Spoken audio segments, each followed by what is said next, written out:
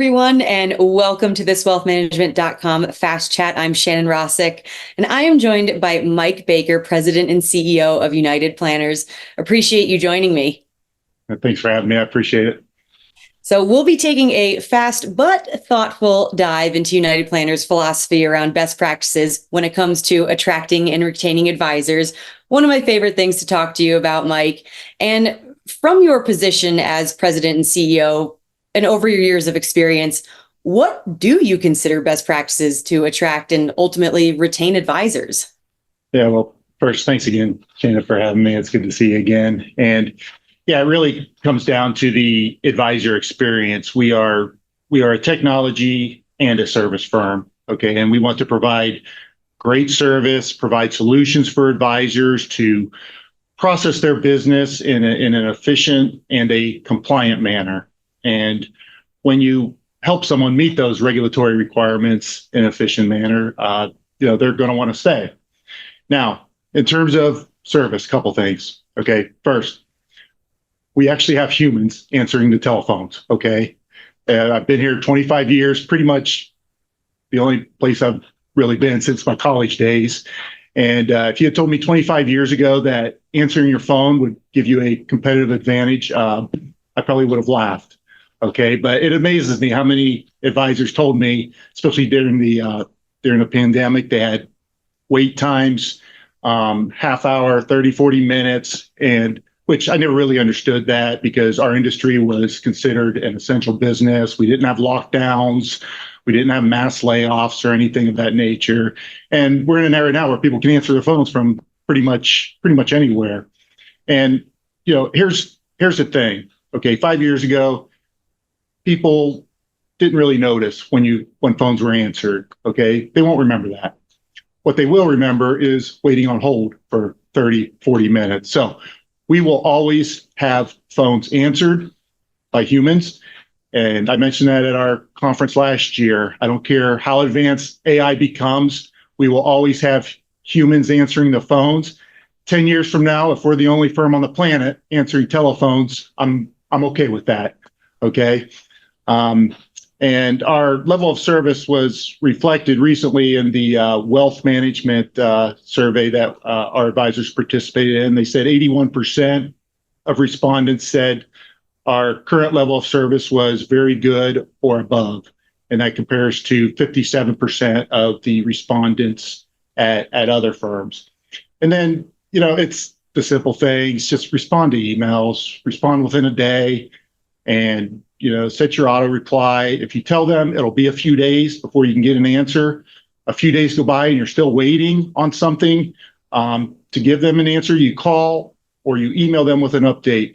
Even if your update is there is no update, call and give them that update. Okay. And finally, just timely payment of commissions and fees. It's extremely important, which should be obvious, but it's amazing talking with advisors how delayed payments can be. And that's another area in the wealth management survey where the firm did very well. I believe 91% of advisors said they were always paid on time, which was, I think, compared that to 63% elsewhere. So anyway, I wish I had a more sophisticated answer for you, but it really comes down to the advisor experience, and much of that lies in the firm's service levels. Well, we are in a very human-centric and relationship-based space, so it absolutely makes sense that life has really come full circle, and it's important to answer the phone. And rumor has it that even you do as well. I do. If people don't answer, it'll eventually come up to me. Well, love to hear it. But we talked about, big picture best practices to attract and retain advisors. What are some of those areas or services that really sets United Planners apart? Yeah, a big part of that is our open architecture model. Advisors have freedom of choice when it comes to selecting their custodians, third-party money managers, whether they want to join our RIA or maintain their own. We don't have proprietary products with markup, so we have little in the way of conflicts of interest when advisors join. We also have a very comprehensive succession program to assist advisors called LEAPS. And as a result of that, 60% of the respondents in the survey I mentioned a little while ago mentioned they have plans in place compared to 35% elsewhere. The other thing, and I think this is important, is access to the executives. That's another area that advisors appreciate, especially in the last few years. Many advisors have told me the firm they joined years ago, it's not the same firm today. Sometimes, figuratively speaking, in terms of their culture, sometimes literally it's not the same firm because of all the acquisitions in the last 10 years. So access to executives is something they appreciate. We don't just roll out the executives during the recruiting process. Most of them have our cell phone numbers and communicate with us quite frequently, long after the recruiting phase is over. Another thing that sets us apart is compliance. We are a medium-sized firm, so our compliance department takes more of a consultative approach to help advisors get where they need, where sometimes in the larger firms, they have to take a blanket hard no approach. Our compliance department, it's not the anti-business unit. They are not the no department. Sometimes the answer is no, but we don't start off with no unless, it's a pretty outrageous request, but we will listen to them. And even if it's something that we do not permit, we will work with them to find alternatives that are compliant, but at the same time, it'll get them the same result that they were initially looking to attain. But the biggest thing that sets us apart is our structure. We're a limited partnership.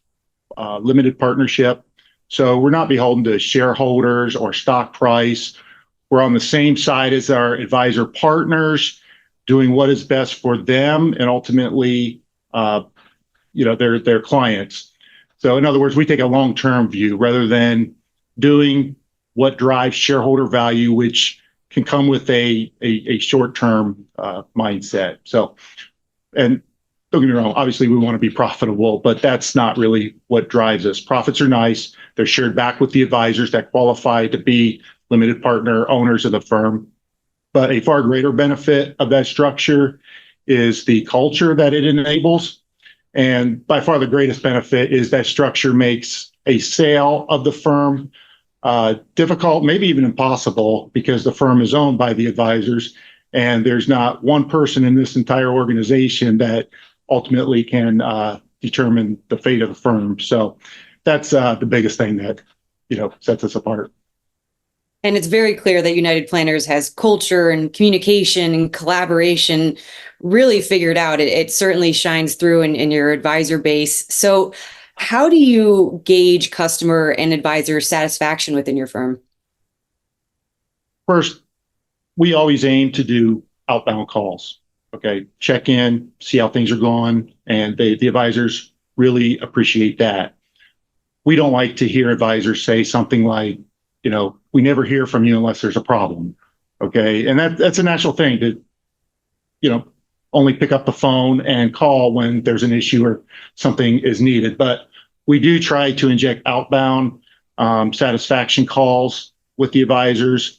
Also, several times per year, we pack up, we hit the road for a few weeks. We go to cities where there are a lot of advisors. We meet with them in their office, meet their staff, grab lunch, dinner, whatever, and really seek their input for areas for improvement in the back office.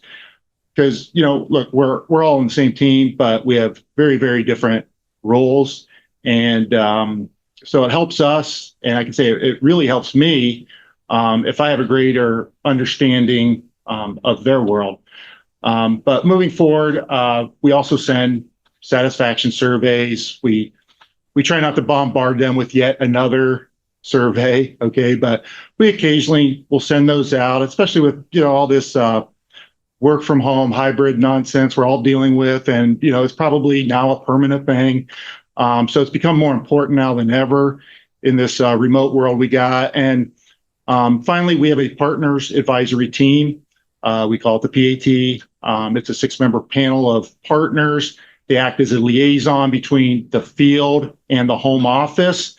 and advisors in the field, they're always welcome to call us when there's an issue. Most of the time they do, but the PAT is there to provide us input, provide feedback on what they are hearing in the field, and with the ultimate goal of improving advisor satisfaction and ultimately that advisor experience. So we have several different ways to keep a pulse on this, and advisor satisfaction, advisor experience, and advisor loyalty. They're always on our critical initiatives list.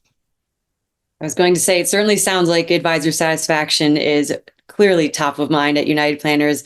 Well, Mike, I certainly appreciate your insights today. Thank you so much for joining me for this Fast Chat. Yep. Thanks for having me. I appreciate it.